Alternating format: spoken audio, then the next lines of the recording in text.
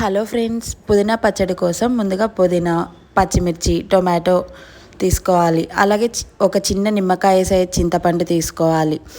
ధనియాలు, ముందుగా పచ్చిమిర్చిని ఇలా ఆయిల్ వేసి కలర్ చేంజ్ అయ్యే వరకు వేయించుకోవాలి.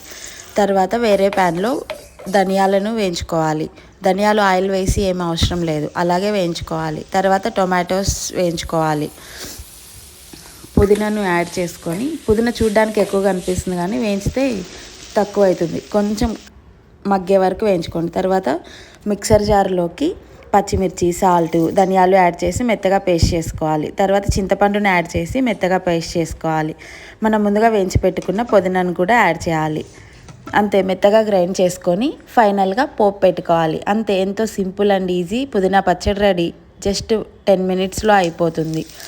బ్యాచిలర్స్ అయితే ఈజీగా చేసుకోవచ్చు.